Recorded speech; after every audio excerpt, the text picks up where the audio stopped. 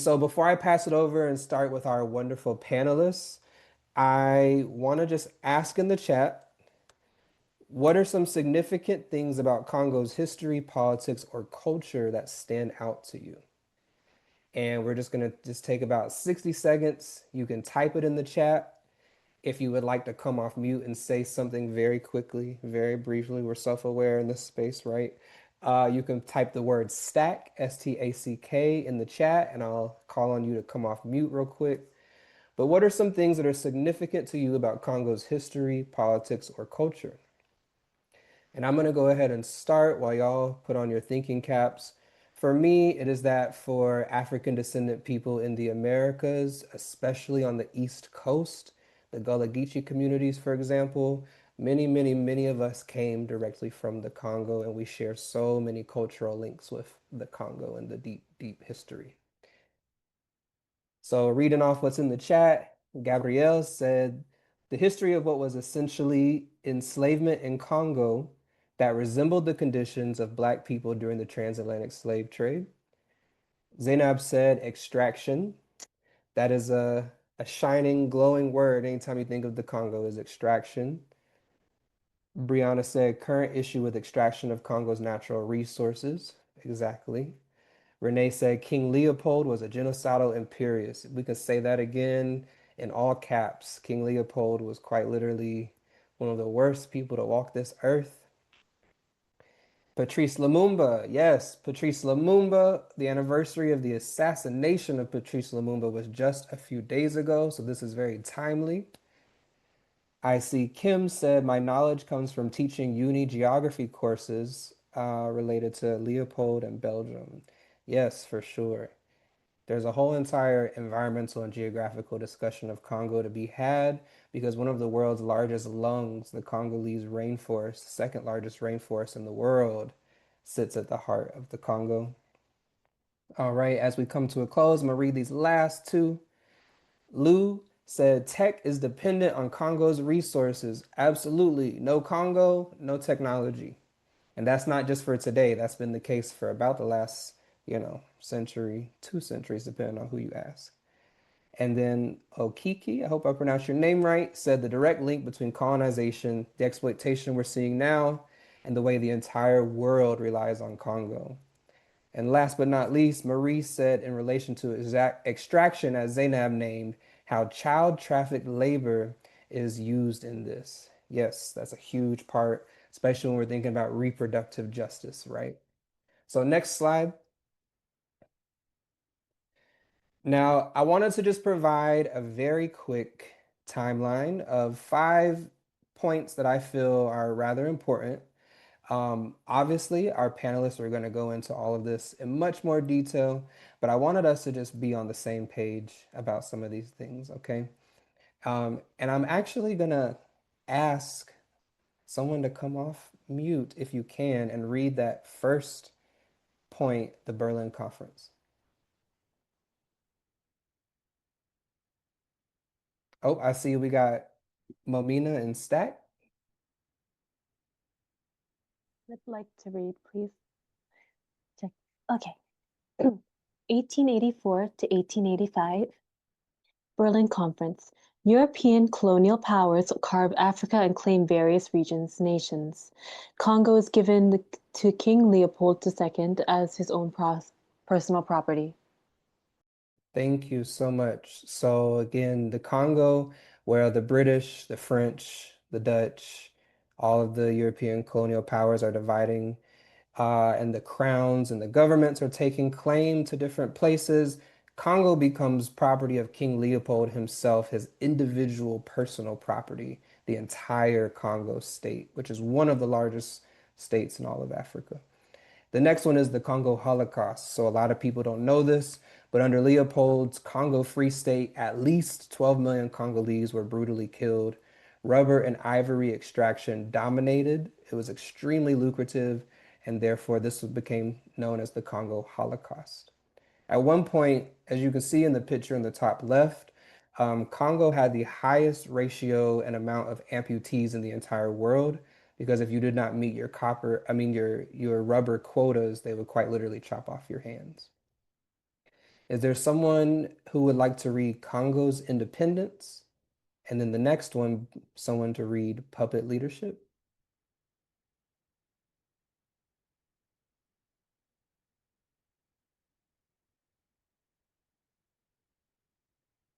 Brianna, I see you in the chat.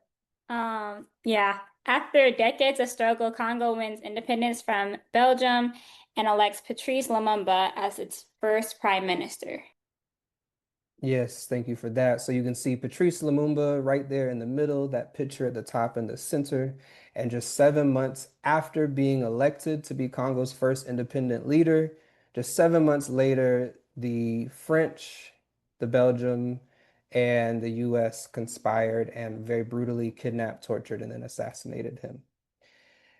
Can I ask Eva to read Puppet Leadership for me and actually maybe close us off on World War as well? Got you. Puppet leadership. The U.S. installs dictator Mobutu, who remains in power for 30 years. The U.S., UK, Rwanda, and Uganda invade Congo. And lastly, World War. US and UK back Rwanda, Uganda to invade Congo again, to remove the dictator they installed the first time. Resulted in over 6 million Congolese deaths and at least 9 countries fighting. Thank you for that. So oftentimes we talk about World War I, World War II, but if we valued African lives, we perhaps would also talk about World War III, right? Which took place, was known as the Congo War. 9 countries directly fighting, and then about a dozen total if you include the proxy states that were sending in the weapons and funding and all that.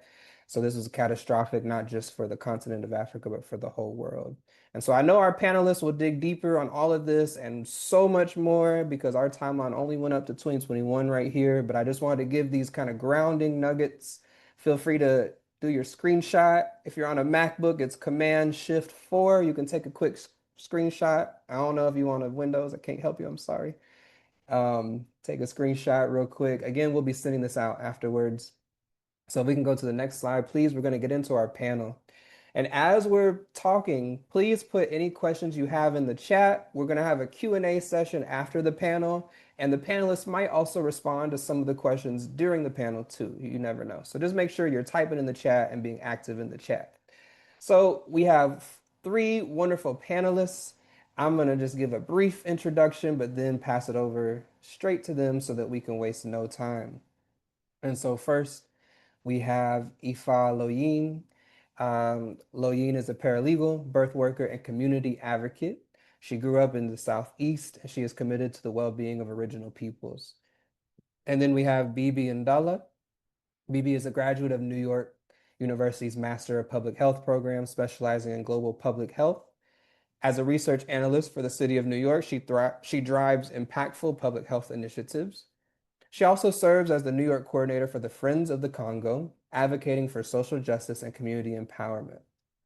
Passionate about maternal and newborn health, she founded Ilaka to educate and support expecting mothers in the Democratic Republic of Congo, addressing critical social issues in the region. And then we have Onyesonwu Chatoyer, who is an African woman marooned in the United States, organizing to defeat imperialism, colonialism, and imperialism.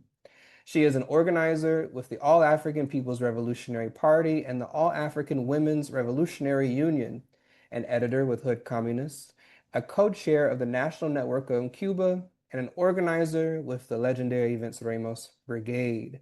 So y'all, as y'all just heard, don't take my word for it. We very clearly got an all-star lineup right here of some really dope sisters who are about to really get into this talk. Excuse me. And so without further ado, I'm gonna go ahead and give our first question.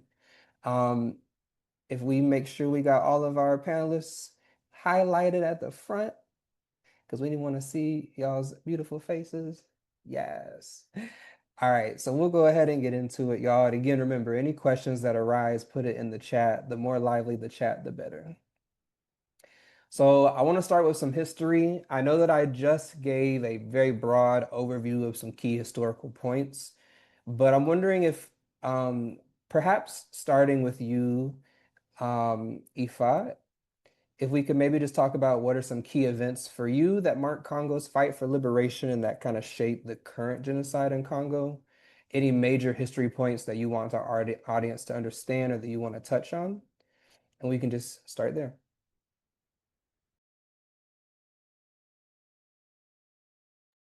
Peace, everyone. Yeah, I mean, you all touched on it mostly with the timeline. For me personally, it was Lumumba that got me involved with the Congo specifically, and I am also a member of the Friends of the Congo. And like you mentioned, Musa, my family is from IET and Louisiana, and so a lot of that spirit of rebellion lives within me, and that's what I have been familiar with. But as far as most recently, as far as what's going on in the Congo, I am a recent graduate as a birth worker, and so my focus has professionally been housing, but more recently, families who are struggling. And so I know that there's a lot of camps. I don't know the correct language across the board, so please forgive me in advance for that. But a lot of camps that are set up and families are in distress, are in transit, voluntarily, involuntarily. And so most of the knowledge that I have or the focus that I have had has been on how women are facing sexual assault, facing all the things that come from that, miscarriages and um, ectopic pregnancy, forced sterilization, um, the environmental effects on our bodies because of there's a campaign by comedians in one of the provinces specifically about the roads and the dust there and just things like that, the mines. It doesn't just affect the women, obviously it affects the families and affects how these women are able to show up for their family, whether they're even still in the same proximity of their family due to displacement. So those are the main things that I have been focused on. Thank you for that. I really appreciate that. Um, Onye, what do you got? Yeah, I was thinking about obviously King Leopold was a monster, but the way he's discussed now is as he's kind of held up as like a singular figure, when in reality he had the backing of imperialism, particularly the Belgian state, the whole time. And when the way that he was exposed to the world, what was happening in the Congo was exposed to the world, was in this report written by an Irishman, actually, the Casement report where he basically lays out the genocide, the vast exploitation of African people that's happening under Leopold's rule. And this is published worldwide, and there's like shock and horror. But the way that King Leopold ended up leaving was that Belgium bought him out. Like he wasn't punished. He didn't go to jail. There was no justice. He got a lump sum payment of millions of dollars from the Belgian government. He got his debts for carrying out the genocide. The costs he accrued by carrying out the genocide were paid by Belgium. Belgium took over, and then the conditions for the Africans in the Congo did not improve. Belgium and basically concretized an apartheid state, a way of organizing society that was very, very similar to Jim Crow in the U.S. South, where Africans in the Congo were not allowed to develop themselves, were not given access to education or basic safety, and they were basically kept as a repressed population in a state organized for extraction in order for Belgium to profit off of it. And so that was the context in which the African people in the Congo had to organize to form the MNC and to elevate Patrice Lumumba, ultimately leading to their independence. But as your timeline points out, Patrice Lumumba was only in power for 7 months before imperialist powers once again conspired to murder him and take control of the Congo. And so what we see of the Congo in the modern day is essentially a intentionally failed state, like a state that was caused to fail, whose entire infrastructure is organized around extraction, and where the people who are actually indigenous to that nation are treated basically as a surplus population. They're either worked to death, including children, in mines to get resources that like Tesla and Apple and Microsoft and Google use to develop their products, or they are massively internally displaced, the largest internally displaced population in the world. They are subjected to horrifying violence, the weapons to carry that out being provided by the West, while the West just like wags its finger at the folks carrying it out, like Rwanda and Uganda. So it's basically, yeah, like the condition of the Congo now has been in the making for centuries. It was done intentionally and systematically in order to exploit the Congolese people, to get them out of the way, and to maintain control of the Congo's land and resources. Thank you, Onye. Bibi, anything you want to add? I really don't think there's anything to add. I think they've covered it up all. But one thing I guess the only thing that I can highlight is the fact that, from the Berlin conference up until today, the people of Congo have never known peace or freedom. So generation after generation, we've all lived in some kind of form of oppression. And sometimes when I hear like my parents or my grandmother speak about when they were growing up, right? They've, I don't want to say they romanticized it, but they kind of say like, it was bad, but this is the worst they've seen it, right? And when you speak to people on the ground, or if you speak to other people that have been following the situation in Congo for a really long time, everybody's going to agree to the fact that right now, currently, what is happening in Congo is the closest we've ever been from being balkanized, right? And everybody has contributed to it, the US, Europe. So we're like really at a breaking point where it's really, really, really critical. And I think we all have to like pay attention and take action. And really but for the rest of it, I think the other two panelists have explained it like really beautifully, and I don't want to like duplicate. For sure, I appreciate that. And also, a big theme that has come out in our Palestine, Haiti, and Sudan panels now has been the idea that kind of what you just hinted at, BB, it's just like it's hard to talk about reproductive justice when you don't have sovereignty over your land and when you're occupied. And this is the through line we see not just across the world, but even right here in the US, with African descendant people especially having no self-determination and sovereignty and trying to seek access to care. And so that's just a through line that I see already peeking its head through this Congo discussion. And it leads me into my next question, which perhaps we can actually start with you, Bibi, if that's okay. I'm wondering if you all could help me understand this current situation in the Congo. I know we touched on the history, but I'm thinking currently, perhaps a lot of people see social media posts that have high numbers of death and starvation, displacement, sexual violence online, but might have a harder time distinguishing the actual truth, what is happening, who is responsible for all of this. And so, could you maybe, just to start us off, Bibi, help us make some sense of this current situation? So what we're witnessing currently in the Congo dates, I mean, we can trace it back. We can start off with the 1994 genocide that happened in Rwanda. And at the time, Mobutu was in power. And then there was like a spillover where, the genocide happened. And then you had like an influx of refugees that ran into then Zaire, which included some of the Interamwe who were committing the genocide in Rwanda. And they kind of like went into Congo and hid with the refugees that were there. And then as a result of that, then General Kagame, and I'm really like summarizing this, right? Him and his army had decided that they would invade Congo in order to go track down these people that created the genocide, and they were able to do so with the blessing of the US, France, Europe, because there was a sense of guilt because they had done nothing to stop the genocide in Rwanda. And then, that resulted in the first and second Congo War, where, over 6 million people have died. And then, over the year, it never stopped with Rwanda and Uganda regularly getting into Congo to commit crimes, which was initially an excursion to remove Mobutu out of power, eventually became a war of exploitation, because when they get into Congo, they realize, oh, there's all this wealth, right? Then it became very profitable where you could go and commit wars and destroy villages and exploit the mineral that are beneath those villages. And it became a mechanism to, how do you say that,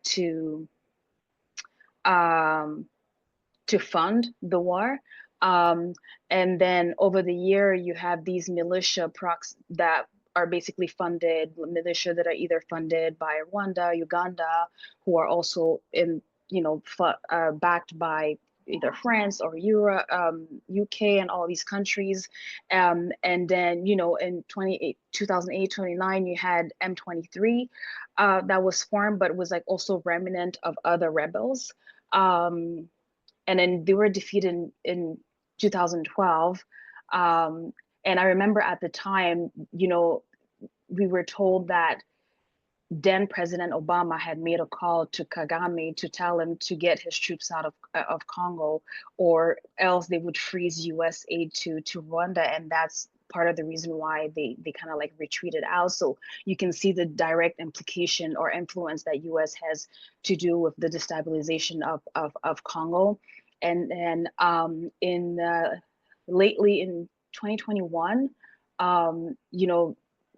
there's been an explosion of violence again with the M23, with the current administration. And then the rebel groups have taken control of large parts of the eastern part of Congo.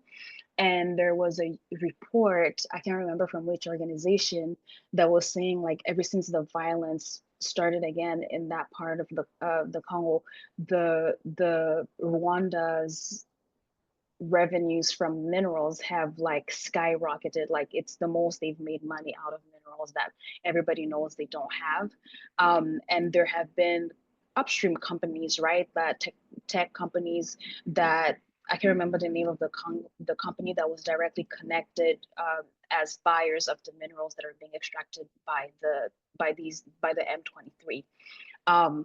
So really, and then the reason why earlier I was saying it's the closest that Congo has been for being balkanized is because the current administration of M23, with the support of Rwanda, they have created a parallel government, essentially, from the Congolese government, where they are creating their own institution. They've put together their own army. They have their own schools. Which we've never seen previously, and we all know that it's a level of structure that they cannot put together without outside support, right? There's no functioning bank. So for them to organize in that sense, we know that they're getting external support.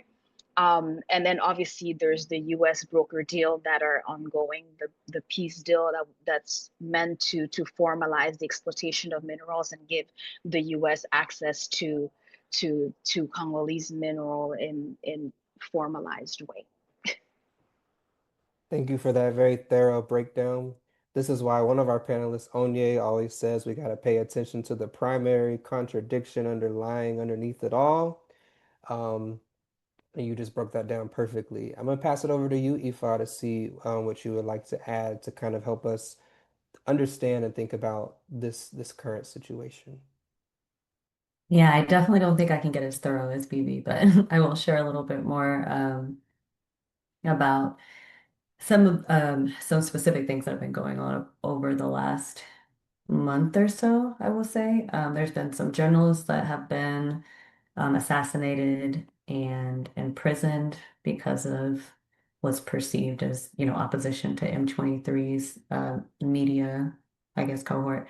Um, there's also been, like I mentioned before, the displacement camp. There is a photographer that specifically went to that camp and wanted to show what's happening there and gave the camera to the women of that camp. And so I can share that link when I stop speaking, because I can't do two things at once. But that is something that is showing how the people of the Congo, even in distress, even in a space of displacement, are still thriving in the sense of empowered enough to show the world what the story is from their eyes. Um, Also, what recently, and I didn't catch this panel, so I don't have that much info about it, but recently my understanding is the Congolese Action Youth Program was on a panel I think it was on the 13th, referencing specifically how rape is used as a weapon of war. So it's definitely nothing new as we've been talking about. This is everything has set a precedent from centuries ago, but of course with the re-emergence or resurgence of M23, there has been um, an uptick. Again, I don't want to make it seem like there was ever a point in which this was stopping, but an uptick in sexual violence and displacement because of those actions. So again, I think Bibi really covered the main things very, very thoroughly, but and those are some very specific things that have been going on just recently. But I think in general, one thing that I personally can say is that looking for news daily, things it's just different daily. Every day there is something new going on. And so not to use that as an excuse, but I will say that it also contributes to me just not being able to give you the most up to date on what is happening there. Thank you. I appreciate that. Onye, I'm gonna close it out with you, and then we'll get into our next question. I think my other comments answered really thoroughly what's going on. And so the only thing I'll add is that it's really important to understand that the US and Western imperialist powers are playing basically a coordinating role in what is happening in the Congo. What M23 is able to do, what Rwanda, what Uganda are able to do, they could only do with the political and material support of the US and other Western imperialist nations. For example, that farce of a peace agreement that Rwanda signed with Congo, coordinated by Qatar and the Trump administration, it essentially allows US corporations and the US government to get a direct line to Congo's resources. They have essentially deputized Paul Kagame and Rwanda as like the approved facilitators of the theft of the Congo. They want Kagame's forces to control that resource-rich province because they want to make sure that U.S. corporations have unfettered access to stolen resources from the Congo. And so it's important to obviously name the forces on the ground that are carrying out the genocide, name M23, name the complicity of Rwanda, name the complicity of Uganda, but also understand they could not do this without literally being armed and coordinated and enabled by the United States politically. And the other force I want to name, or entity I want to name, that is deeply complicit in the current state of the Congo is the United Nations. The United Nations, which has, of course, carried out an occupation of the Congo, which was meant to be a peacekeeping mission. But while they were there, millions of people have died. And even before, and that also mirrors, by the way, the UN occupation of Haiti, which saw the deaths of hundreds of thousands of people, as well as rapes by the UN military forces, sometimes of children. So every time you see the UN deployed, understand bad things are going to happen to the population they're supposed to be helping. But the other thing is that even going back to the assassination of Patrice Lumumba, it could not have happened without the machinations of the UN Secretary General at the time, this man named Dag Hammarskjöld, which basically helped manufacture a false crisis at the behest of the United States that created the opportunity for Belgium and the US and Britain to coordinate with traitors in the Congo to kill Patrice Lumumba. So from the very beginning, the UN has worked with these imperialist powers to help destabilize and occupy the Congo. And so I just wanted to, yeah, just highlight the role of US imperialism, of its agents like the United Nations, and so that we're not just like looking at Rwanda, M23, or Uganda, but understanding like who is the puppet master. Yes, for sure. Not just looking at the strings and the puppet, but he who holds the strings as well. And we do have a specific question coming up later to dive a little bit deeper more on kind of the US involvement and Western involvement. But I wanted to first ask, um, the Fund Abortion Not War campaign, we focus largely on how an attack on reproductive justice anywhere is an attack on reproductive justice everywhere. And so some people might be wondering, how is talking about the Congo specific to reproductive justice when we're thinking about the right to have a child, to not have a child, to raise your families in safe, sustainable environments, when we're thinking about children, women, and all the intersections of these things. Do any of you have any points that are kind of specific to this thought around reproductive justice? Maybe we could start with you, Bibi, and then I'll hop over to you, Aoife. Um, Sorry, can you just repeat the question? I'm sorry. Yeah, just thinking through the intersection of the Congolese struggle and reproductive justice, when we're thinking about the rights and safety of children and women, etc. Yeah, I mean like they're directly connected, right?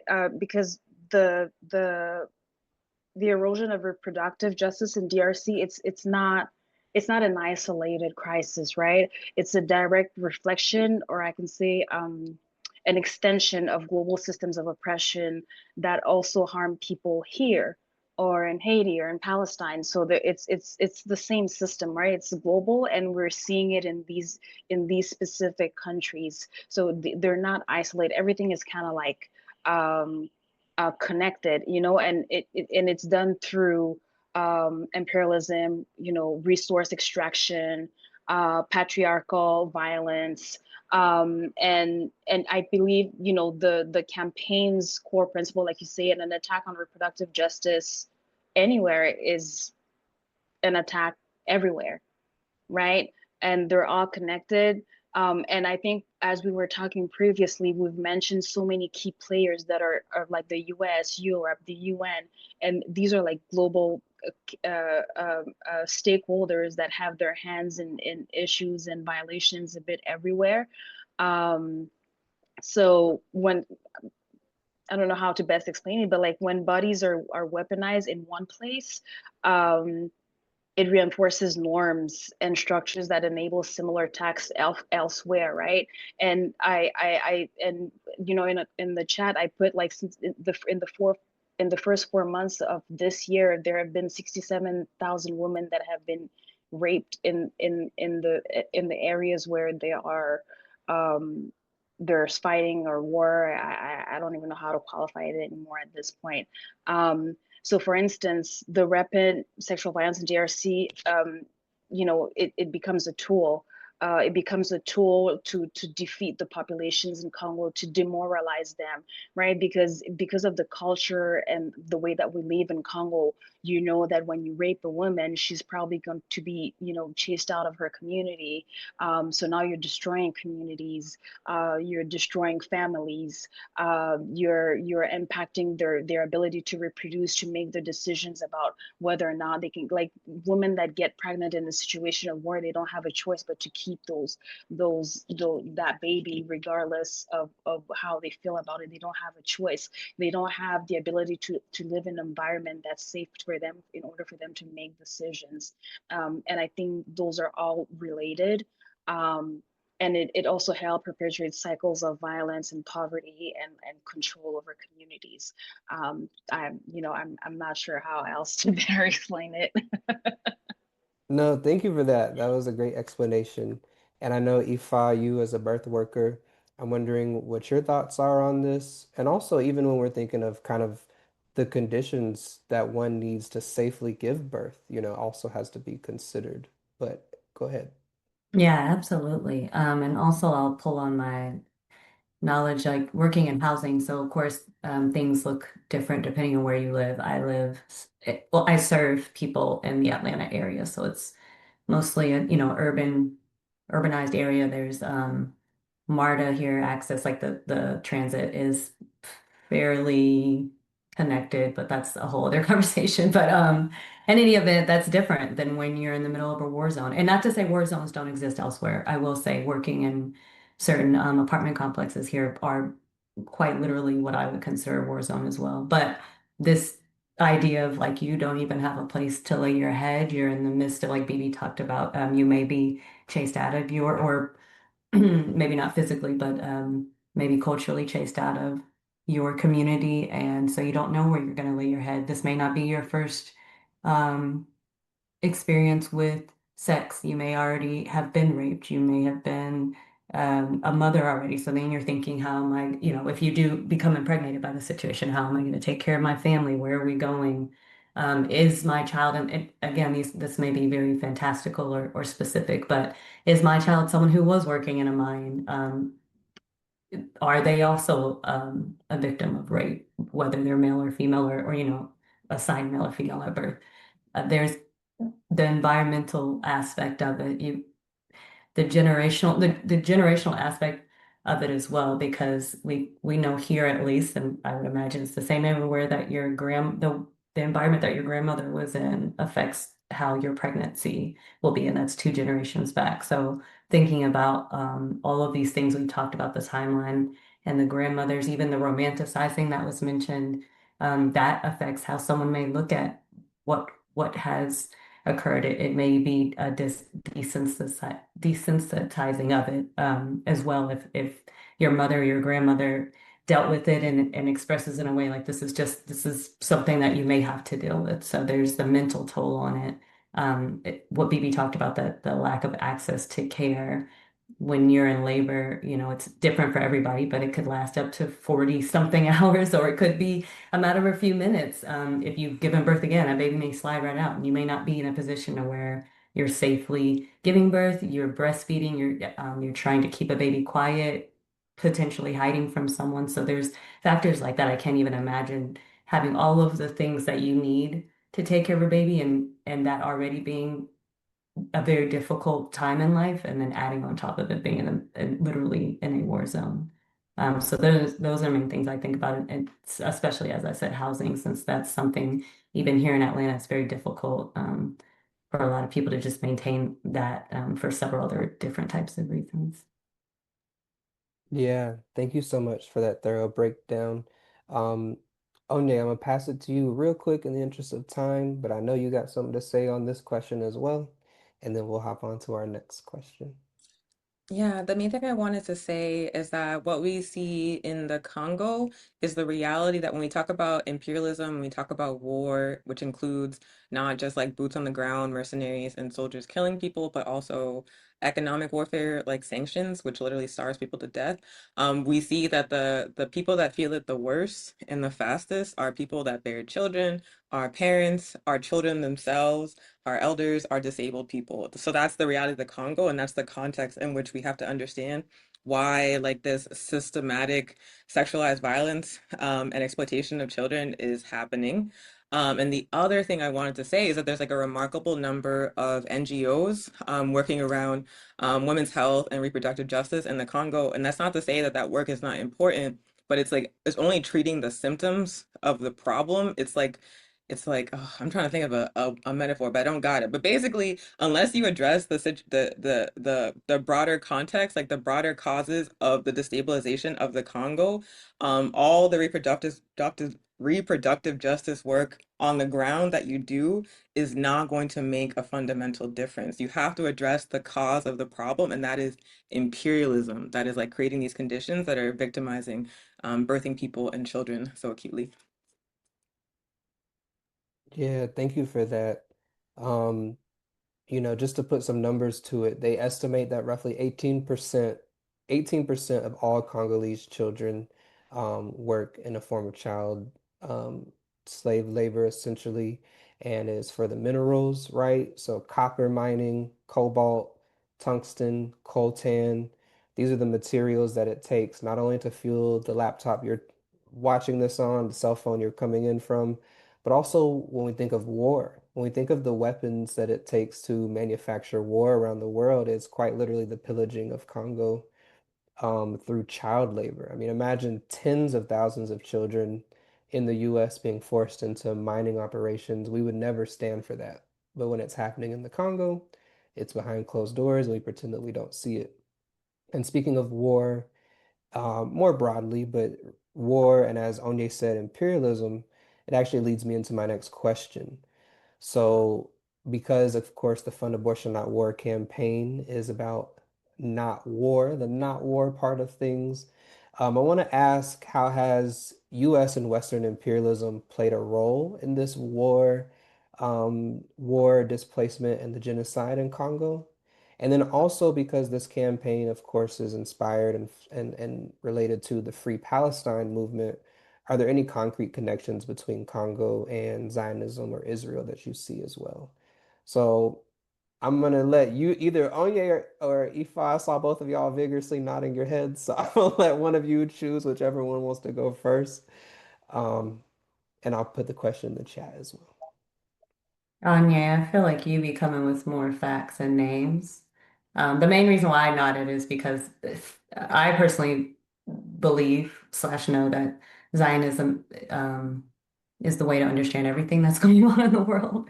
So yes, it is connected, and specifically is Israel exporting billions from diamonds, the UAE connection that's there from trading over, I think, 37 billion yearly in Dubai.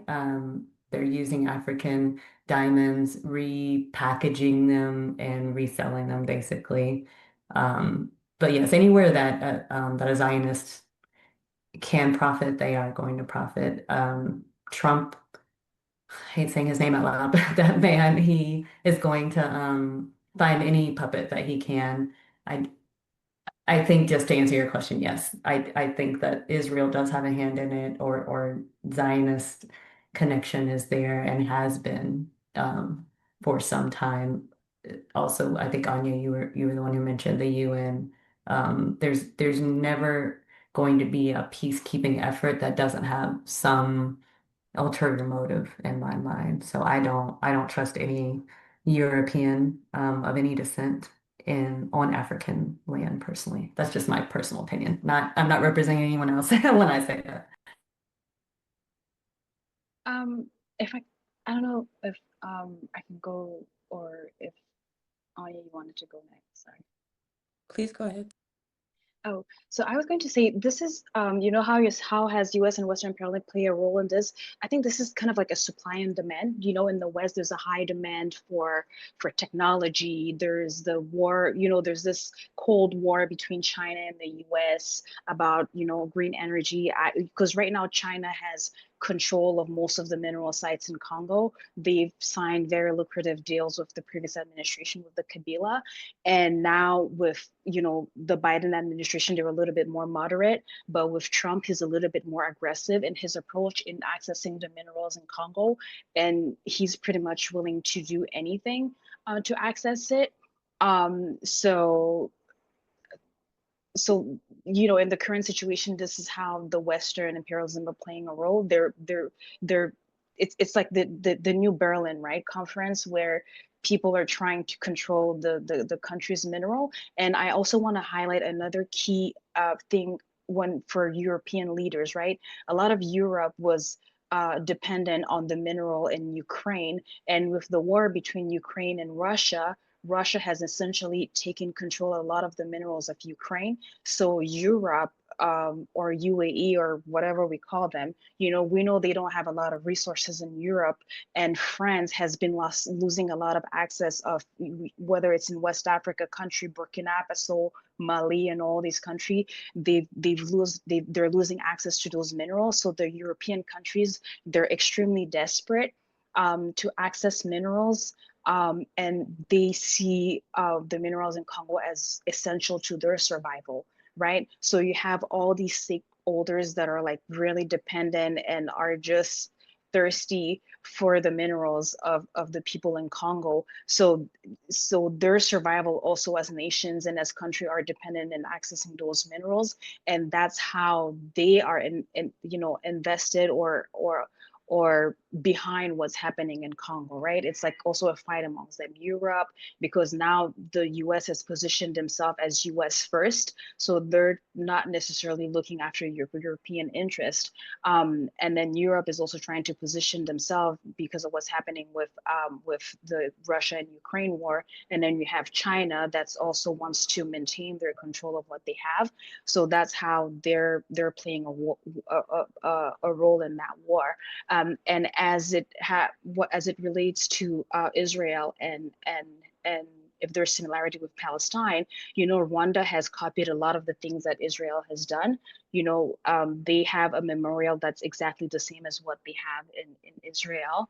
They are using, you know, the ethnic um, pretext as a way of as a reason for attacking and killing in Eastern Congo, because they're claiming to defend themselves when Congo has never ever attacked Rwanda. So there's a lot of similarities in that they're copying, you know, pretext and action straight out of Israel's book to justify their attack and their killing of Congolese people and their occupation of territories in Congo. Thank you. Yeah, they really said it all, and the only thing I'd add, and Musa, you hinted at this earlier, but just as like in the modern day, technological innovation is largely driven by resources stolen from places like the Congo, but also that's a situation that has been happening for hundreds of years. The Industrial Revolution in the West, for example, the invention of the pneumatic tire was driven by resources stolen from the Congo, primarily rubber that the Goodyear Tire Company use to produce all the wheels on these new forms of automation and transportation that helped the US rapidly grow as an empire, that helped Europe industrialize. And so it's like a very, very long history of Western imperialism being dependent upon resources stolen from the Congo and treating the Africans in the Congo as a surplus population to be controlled, sometimes outright exterminated, in order to make sure that these corporations maintain access to those resources. And so again, we have to understand Western imperialism, the US in particular, as being deeply complicit in the condition of the Congo, that it is an intentional state. It's what is happening to the Congo now is being done intentionally. And I also just want to like drop a specific name when we talk about what the comrade referenced about how Zionist Israel profits from the Congo. Like Musa dropped a link in the chat pointing out that Israel's #1 export is refined diamonds. There are no diamond mines in occupied Palestine. All of the diamonds that Israel exports come from Africa, in the Congo in particular, and they are stolen. And so there's one particular Zionist billionaire, his name is Dan Gertler, who profits handsomely from these resources, diamonds and cobalt, stolen from the Congo, and uses that profit to fund illegal settlements in the West Bank. So quite literally, resources stolen from the Congo are being used to help carry out the genocide against Palestinians, as the same forces stealing those resources in the Congo are carrying out genocides against Africans. The other thing I wanted to point out is that when we talk about like the tech corporations, the US tech corporations that are stealing these resources to produce the products that we use every day, the Microsofts, the Googles, the Teslas, they are also the Amazons, they are also producing like the surveillance equipment and infrastructure and weaponry that not only the IDF is using to commit genocide against Palestinians, but also that the US military and US police forces are using to repress us and repress the entire rest of the planet. So the war that's being carried out in the Congo, the genocide unfolding against Africans in the Congo, directly impacts all of us, and it has deep roots connecting to other struggles against imperialism, against colonization. Yes, listen, y'all are spitting fire right now. Um, I always think it's such a paradox when you talk about, you say Israel's #1 export is diamonds. Yeah, there's not one single diamond mine, of course, in occupied Palestine, aka Israel. And they primarily do come from the Congo, Rwanda, and West Africa, right? And the displacement, the violence, the war that we've discussed all night is actually it is necessary to maintain a state of chaos in the Congo to further extract the land, the labor, the resources. And just as an aside, too, I mentioned earlier that Congo has the second largest rainforest in the world. And right now you have German NGOs, nonprofits, under the guise of environmental conservation, who are actually trying to occupy thousands of acres of the Congo rainforest against the wishes of the local indigenous folks in the name of green conservation, right? So it's not always just the outright warfare and occupation, but there's also what we could call green colonialism happening to the Congolese people. And so we're almost done with our panel portion before we get into Q&A. So just want to remind folks to put any questions you have in the chat, and we're going to see what we can get to at the end if we have time. But I want to switch gears just a little bit because we've been talking a lot about the situation. We've been talking a lot about the oppression, la opresión. But I also want to ask, what are some of the key ways that the Congolese people are actually fighting back against foreign intervention and asserting their autonomy? And that could be both in the Congo proper and maybe even also throughout the diaspora too. So can we start with you, Bibi? I mean, we've we fight in many ways, right? Congo is a very diverse way. We've had it. It goes back to Lumumba, right? We've been fighting back. It's just we've been fighting at a disadvantage, unfortunately. But you have grassroots movements, right?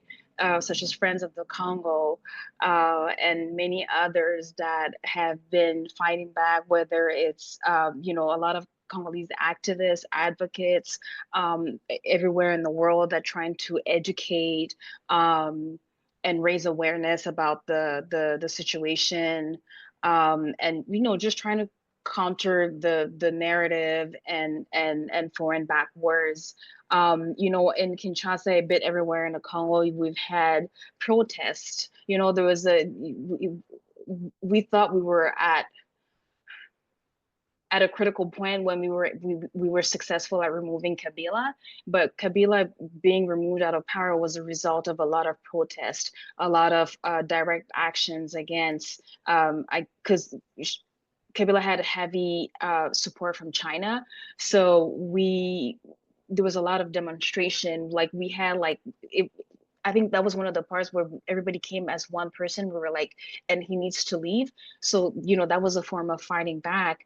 Um, and, Congolese people are known as being very artistic art, a lot of art as a way of expressing the sorrow, the pain of fighting back, whether it's through dance, music, art, picture.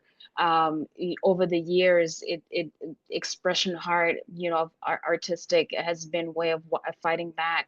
And then obviously you have political oppositions that have called for reforms. You've had the Lumumbas, you've had a lot of key political opposition leaders that have fought back to try to, challenge these imperialist forces. So there's just many ways that Congolese people regularly fight back to try to gain back their freedom and their power. I appreciate that, and also you mentioning the cultural resistance that comes out of the Congo too, because that's can't be forgotten. Ifa. Yeah, I'll mention a few different.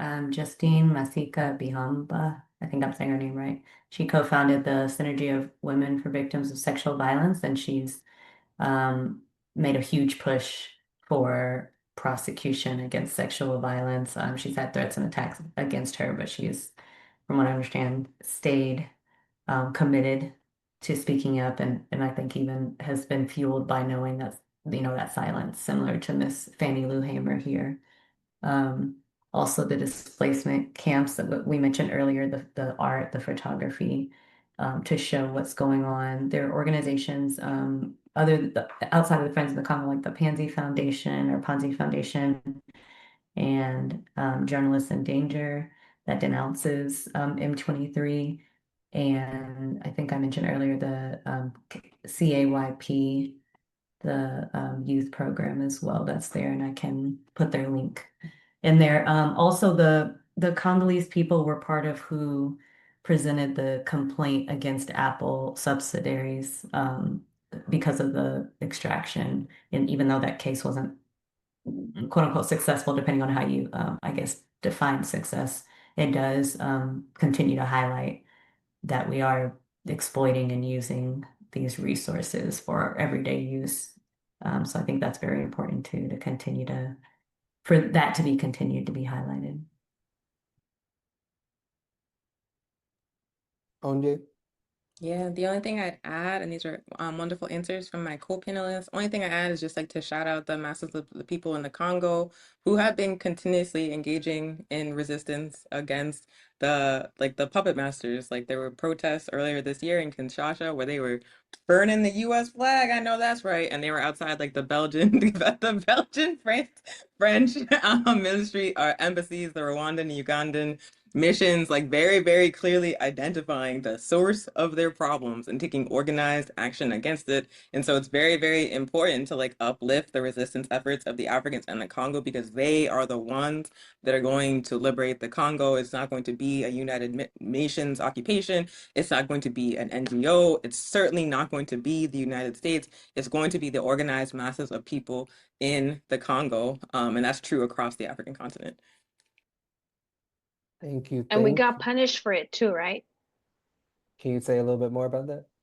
Oh, she was referring to the when the youth came out and they attacked all the embassies, and when they had the next Security Council meeting with the Minister of Foreign Affairs, like they made it a big thing how like oh, the government, how did they allow this? And I remember watching the session. I'm just like, so there's over 6 million people that died in the Congo, and you're worried about the fact that your embassy was attacked and the flag was burned? Hmm. It kind of like shifted the focus of the conversation, but yes, it was a great moment. Thank you for that. I just wanted to add in those details because I feel like it's so important. And, um, I want also listeners who are joining this session, we got one more closing question, then we're going to go into Q&A. But I also want you to think about many of the corporations that have been named tonight. Goodyear Tires, the rubber company, the largest tire company in the world, quite literally founded on the backs of Africans in the Congo. Apple, a lot of people here have Apple phones. Apple has been implicated multiple times in using Congolese child slave labor. Samsung, Microsoft is a very big one. Tesla. In fact, Tesla has recently started shifting their attention to Bolivia and South America because there's so much war and fighting over the Congo's resources. They feel like maybe there's a better place elsewhere. And so, my point is, as we move into this Q&A and my closing question, think about the ways in which you might be unintentionally sort of implicated and what that means for us and what we need to do to support people in the Congo. And so, to our closing question, which I think has already been touched on, but I would love for each of you to more explicitly state your thoughts, of course. It is, what does the reproductive justice, bodily autonomy, and liberation look like for Congolese people? Now, I think the listeners could all assume an answer from each of you based on our talk, but it is good for us to really, I think, bookmark and in this portion of the conversation with really thinking through what does this look like to you all? And so maybe I'll start with you, Onye. End imperial, like get these myths off of the Congo, get all of the foreign dominators, all of the Europeans, all of the corporations out of the Congo and allow the Congolese people to build the society that meets their needs. It's not that they are not capable of governing themselves, it's that they have never been allowed to, just like Haiti. And so what reproductive justice, bodily autonomy, and liberation looks like for the Congolese people is a Congo that is self-determining, where the African people living in the Congo decides what the Congo will be, and it's not all these outside forces creating chaos.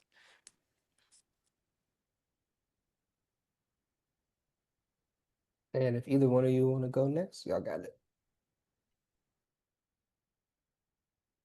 I mean, when we're talking about reproductive justice, I want to give a shout out to Sister Song because it's a term that originates from Black feminism activists in the U.S.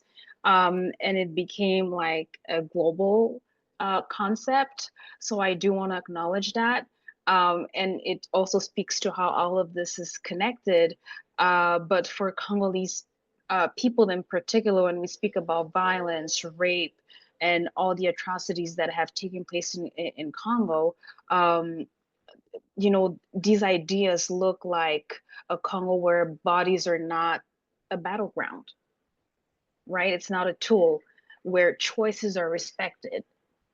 A Congo where communities are liberated from exploitation in order to build a future within their own terms, right? Um, um, so, like, I think those are the key things when we're talking about the Congolese people. That, to me, that's what's comes into mind. Yeah, I definitely want to echo what both of them said. Sustainability, self-sustainability, sovereignty, knowing that you are your own, for lack of a better word, I'm going to say savior, but without having all these mitts and hands on you, it is, we know that original people are capable of taking care of themselves and taking care of the world. So if we are left to our own devices, that's something that can be done. And speaking life into the people there in the Congo, which it's very difficult to wrap your head around anything if you don't have your basic needs being met. So I think I I would find that to be the biggest challenge if I were in the middle of a crisis or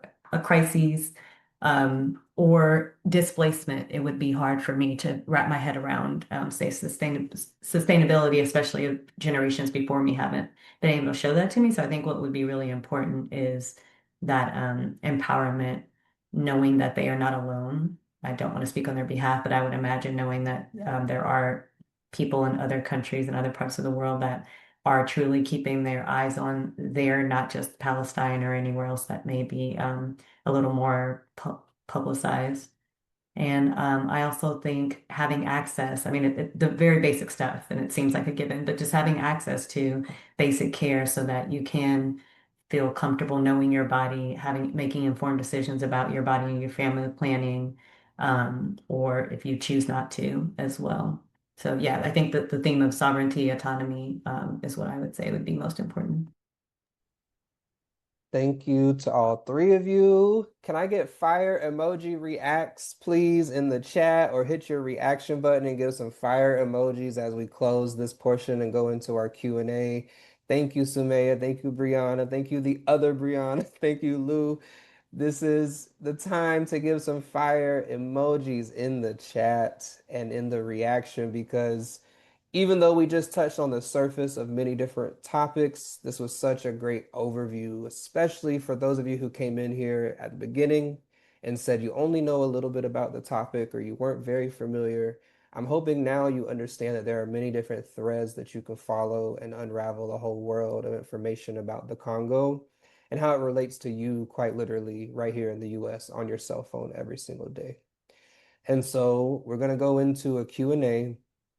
And then we're going to close out with some specific calls to actions as well. So if you can stick around to the call to action part, that's the most important because that's how you can get your ass involved, right?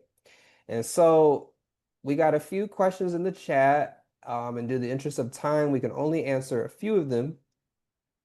And also, y'all, if you don't have questions to put in the chat, also show some love if there's something that someone said that was new to you, that really resonated with you, you didn't know before. You can also say in the chat that what you learned as well as we go into this Q&A.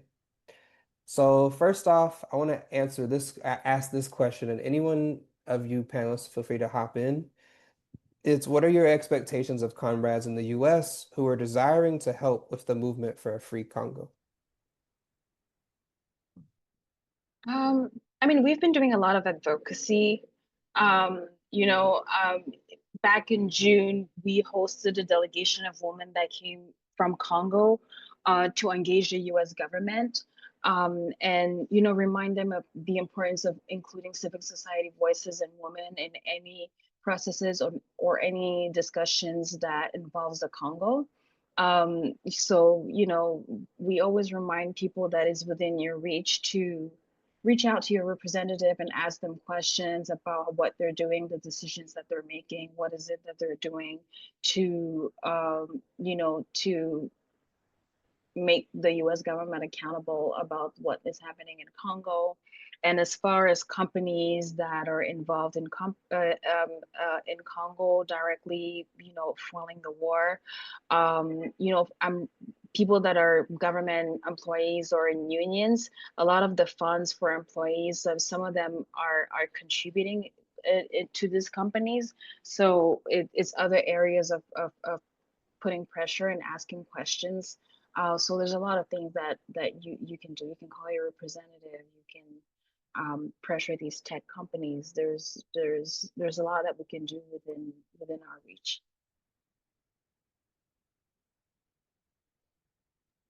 Yeah, definitely continuing to spread the word. I do think companies, corporations hear us when we keep our dollars from them. I think divesting, as you mentioned, Moose, and I'm sure other the other panelists have mentioned too, knowing where else we can divert our dollars because there are more and more options for certain things. I mean, I guess it depends on how analog one is. I could do without my laptop if I wasn't working. But you know what I mean? Like reimagining things like that. Like at what point do I need this piece of technology and for what reason? In what little ways can I not contribute? And also making others aware of this specific issue and as it relates to, of course, I don't want to take anything away from Gaza or Palestine, and that's been happening for decades as well. None of this is new.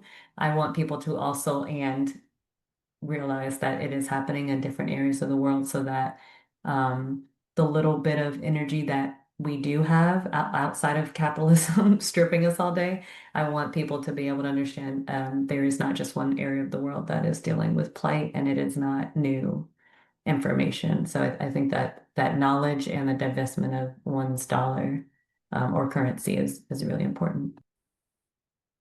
Yeah, I definitely agree. And the other thing I'd say is that, especially if you've been to every session in this series, the ongoing pattern is that how the US plays a leading role in the destruction and destabilization and exploitation of lands and peoples, particularly African peoples across the planet.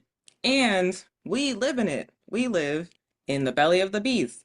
And not only do we live in the belly of the beast, but the very same people who are carrying out the destruction of the Congo, the destruction of Haiti, the destruction of Sudan, or like funding it or providing political cover for it, are also exploiting and repressing us, are also kidnapping our neighbors off the street and putting them into concentration camps, are also investing in prisons and police while divesting from affordable housing and healthcare and education. So it is not an exaggeration to say that it's precisely the same enemy that we are facing domestically that is carrying out what is happening in the Congo, which means that we have a responsibility to organize, not just to defend our lives, to defend our communities, but also to provide like political and material support to the struggles in the Congo. We have to fight it from the inside while they fight it in the Congo. And so I feel like in addition to like obviously like the consumer culture in the US is unsustainable and like all of these products built with resources soaked in blood, like we have to reconsider how many of them we actually need. And also we have to be active political agents beyond voting, beyond individual action, and like move to take collective radical action to again save our own lives, defend our own communities, and also help weaken this force that is destroying so much of the planet and the Congo. So short version of it is join an organization, join an organization, join an organization fighting for justice, fighting against imperialism, fighting to build a better system so that we can occupy this beast and like distract it from the Congo, distract it from Sudan, distract it from Haiti. Hopefully that makes sense. It does make sense, and I want to thank all three of y'all for those answers. And also add on to, there has been a call from Congolese civil society groups around specifically cell phones and cell phone manufacturers, notably Apple, but also indicated with Samsung to, if you have to upgrade to a new phone, right, to buy a used phone, for example. These are small personal things we can do to kind of mitigate, but at the end of the day, it does take a mass organized movement. But especially because as we uplift BDS and we think through the best way to organize something like a BDS campaign for the Congo is through organization and mass movements, right? Buy from Wakapi. It's Congolese made, Congolese owned. They do responsible sourcing. It's an alternative. Yeah, drop a link in the chat for us. Ooh, I don't have the link, but I can write the name. Okay. All right. And then let's see if I can do, what time is it? One, maybe two more questions, maybe depending on time. But someone in the chat, I think this is actually a really important point that was put in the chat that I would love for at least one of y'all, perhaps all of y'all, to touch on. They said, I found out that I don't know much about NGOs or non-governmental organizations and aid when it comes to Africa. Can you talk about the myth around US aid? This is not specific to Congo, so I am sorry. This was a really great panel. And I whoever mean, wants to jump in. aid in Africa, there's so many you know, when we talk about aid in Africa, I automatically think about Dambisa Moya. I believe she wrote this book about aid and how it has, you know, there's no country that ever got of poverty out of aid. Right?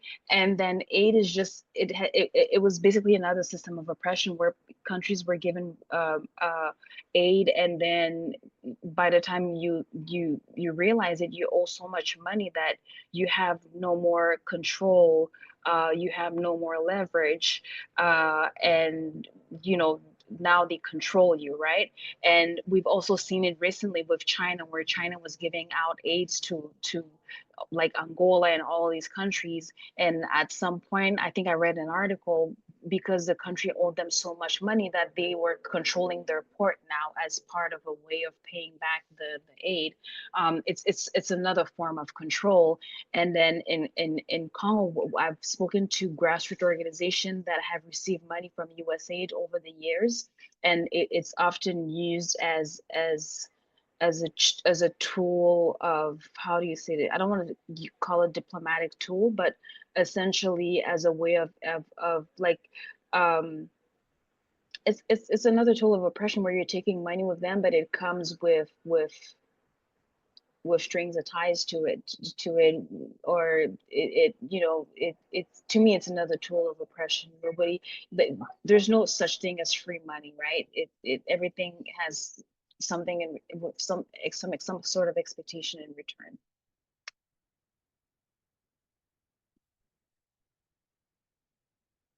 Yeah, when I think of, I don't know that much about any specific ones. As I alluded to earlier, I don't trust any Europeans or any non-original people on that land, because I do think China is becoming a big issue again too. So I don't know any specifics to tell you who not to trust, because I don't trust any of them personally.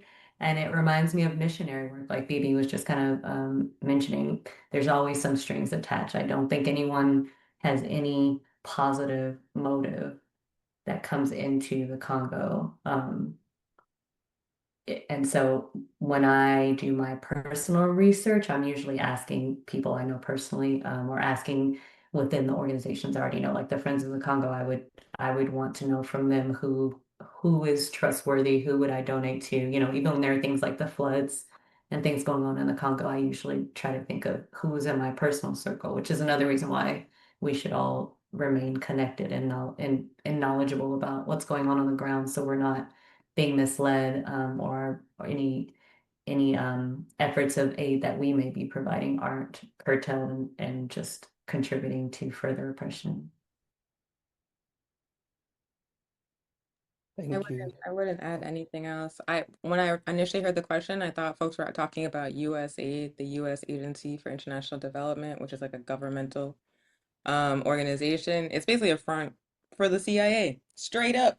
It provided resources for a lot of social programs in the Congo and other African and global South nations. But the only reason why it did that is precisely what the comrades just laid out, to foster dependency and also to gain a foothold for soft power efforts that could be used to further the exploitation of the African people in the Congo and the theft of Congolese resources. Because again, all aid can ultimately do is like treat the symptoms of the problem barely. It's not going to address the root cause being imperialism, the root cause being capitalism. Until those systems are taken out, it's just going to be putting a band-aid on a bullet wound, quite frankly. And so there are some forces like USAID, like the National Endowment for Democracy, which are in fact straight up fronts for the same old imperialists. But even if we're talking about non-governmental organizations or nonprofits doing work around particular social issues in the Congo, it's not addressing the root of the problem. It's just fostering dependency. Until Congo is sovereign, self-governing, in control of its own land, labor, and resources, no matter who they are engaging with, the Congolese people are not going to get a fair deal. All right, thanks, y'all. So, in the interest of time, I think that's going to be our very last question that we have time to get to, because we could really stay here all night and get into some things. But I want to see real quick because Eva, you mentioned in the chat the Congo River Basin. By the way, those who don't know, the Congo is also among the top three most biodiverse geographic regions in the whole entire world, which is a huge deal. So, anyways, Eva, our resident farmer bae, I wanted to see if you wanted to come off mute real quick and give a quick word as we come to close about the environment in the Congo River Basin. Yeah, thank you so much for making space for this, Musa. I just think that there have been some continuous threads throughout each of these panels, and one of the main ones, besides US intervention and puppet mastering, is like the ways that the people are deeply connected to the land. And like our topics have really focused on the people, but there is this undercurrent of the fact that like when these US corporations come in, when these imperial militaries come in, they're killing the people because they want access to the land, as each of our panelists have underscored. And so I just think it's really interesting, as we were just talking about NGOs and things like that, that like a lot of the environmental save the planet movement hasn't brought attention to the fact that the Congo River Basin is one of the most important biospheres our planet has left, like to the level of the importance of the Amazon rainforest. And so I think that's just another important point of intersection, that by killing the Congolese people, as one of the panelists was saying, by killing the original people, the original stewards of that land, like you are killing all of us. We will all be damned so that we can have more cyber trucks. And I think it's something that like we have to keep making these connections, these intersections readily apparent to people who otherwise wouldn't understand why Congolese liberation is our liberation. Thank you, Eva. Period. Yes. Also, to that extremely important, massive river and ecosystem, the mining of minerals has deeply poisoned the water, has impacted animal life, not just in the Congo region, but actually all throughout the mid region of the African continent as a whole, right? So I'm so glad you brought that up. If the Congo's um, if the Congo's lung, one of the two lungs of the world, right, cannot breathe, then we quite literally cannot breathe either. So if you're an environmental girly on the call, look into the rainforest and the Congo River Basin inside of the Congo. You'll be amazed. So with that, I want to thank all three of our panelists. I'm gonna ask everyone in the chat one more time, y'all. Y'all gonna hate me. One more time, some fire react emojis, please. Por favor, that means please in Spanish. So yes, let me get some hearts, some fire emojis, some clapping hands. All three of our panelists killed it and brought in unique and necessary and relevant perspectives. And thank you to everyone in the chat for being engaged from start to finish. This has been incredible. I love the work of Fund Abortion Not War because we're able to make all these important connections. And we want to send you with some specific calls to action. So there's three organizations listed here that this is the time when you take a screenshot. If you're on your phone, it's usually like the volume button and the power button. If you're on a MacBook, you know, fuck Apple, as we just learned. But if you are, it's Command Shift 4, right? Take a screenshot. Again, these will be sent out, but we have the Pansy Foundation, Friends of the Congo, and the All African People's Revolutionary Party. These are three organizations that do a lot of work related to the Congo, directly with the Congo, with Congolese people throughout the diaspora, et cetera, et cetera. Um, and related to especially the Friends of the Congo, but also just several organizations coming together is the Congo Week. So I'm putting everyone on this call on high alert that this comes around every single year. This is called Breaking the Silence Congo Week, and it's a week of activities to commemorate the millions of lives lost in the Congo conflict, but also to look forward and think about the potential of liberation for the Congo. And so every year, It's the third week of October. Every single year, Friends of the Congo invites everybody to do a teach-in, host a fundraiser, have a community discussion, a book club, do like what we're doing tonight and host a webinar. Even if it's as simple as collecting funds to donate to an organization that does work with the Congolese.